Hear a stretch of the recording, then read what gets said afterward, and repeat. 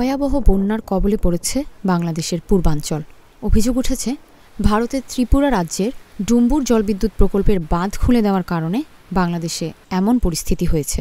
ভারতীয় সংবাদ মাধ্যমগুলোতেও ভারতের বাঁধ খুলে দেওয়ার খবর প্রকাশিত হয়েছে।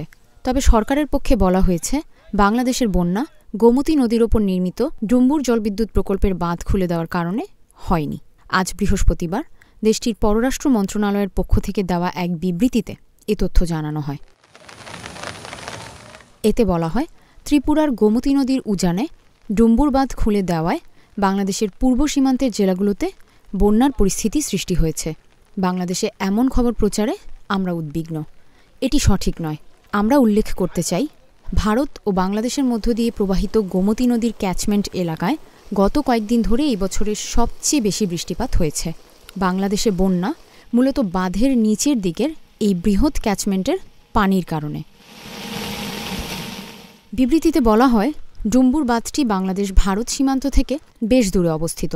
বাংলাদেশ থেকে এটি প্রায় ১২০ কিলোমিটার দূরে উজানে অবস্থিত।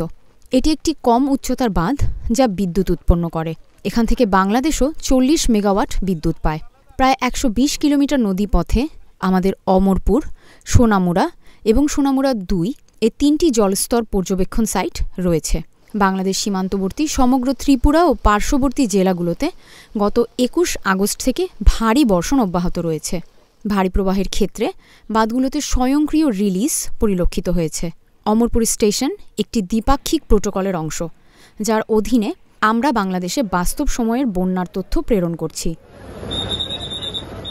তথ্য অনুযায়ী ২১ আগস্ট ভারত সময় দুপুর ৩টা পর্যন্ত বাংলাদেশকে ক্রমবর্ধমান বন্যার প্রবণতার ডেটা সরবরাহ করা হয়েছে। এদিন ভারত সময় সন্ধ্যা ৬টায় বন্যার কারণে বিদ্যুৎ বিভ্রাট হয়েছে, যার ফলে যোগাযোগের সমস্যা হয়েছে। যেহেতু দুটি দেশে ৫৪টি দেশে অভিন্ন আন্তঃসীমান্ত নদী রয়েছে, তাই নদীর পানি নিয়ে সহযোগিতা আমাদের দ্বিপাক্ষিক সম্পৃক্ততার একটি গুরুত্বপূর্ণ অংশ। আমরা দ্বিপাক্ষিক পরামর্শ ও প্রযুক্তিগত আলোচনার মাধ্যমে পানির সম্পদ এবং নদীর পানি ব্যবস্থাপনার সমস্যা ও পারস্পরিক উদ্বেগ সমাধানে প্রতিশ্রুতিবদ্ধ।